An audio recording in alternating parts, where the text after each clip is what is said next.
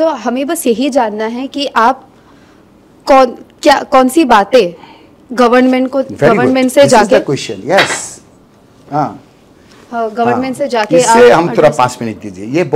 ये आम लोगों का काम में आएगा। हम सोचते हैं डिवाइस अब देखिए अभी आपका क्या है, ये जो बजट सेशन होगा ना, ये बजट सेशन में अब हम जो इच्छा वही नहीं बोल सकते हैं।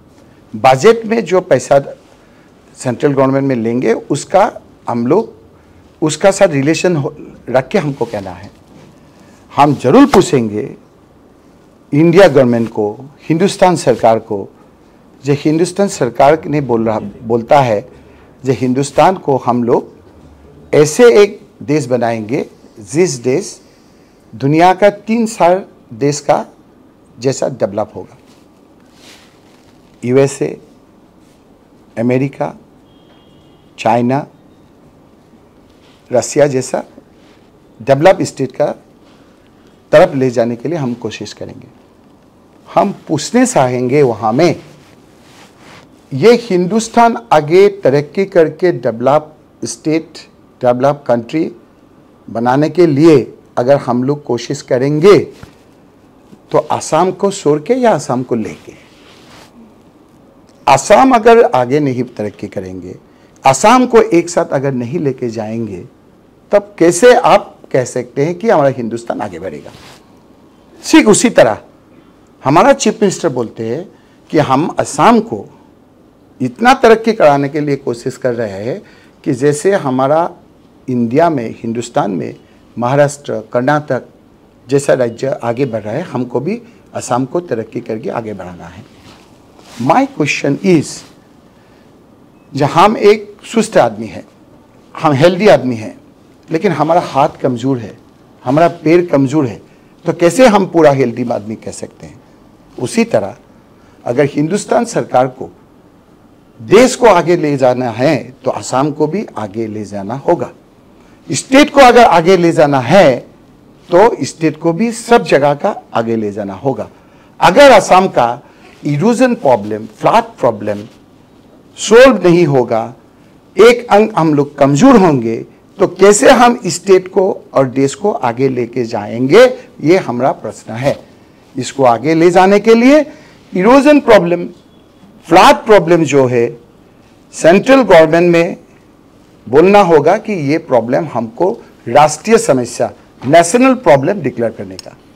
नेशनल प्रॉब्लम डिक्लेयर क्या करने से क्या होगा, हमारा चीफ मिनिस्टर बोलता है कि राष्ट्रीय समस्या डिक्लेयर करने से क्या होगा, क्या होगा राष्ट्रीय समस्या डिक्लेयर करने से क्या होगा, राष्ट्रीय समस्या होने से हम लोग का ये प्रॉब्लम 1-2 बरस में खत्म हो जाएगा। हमको देखना होगा कि ये कैसे हल हो सकता है।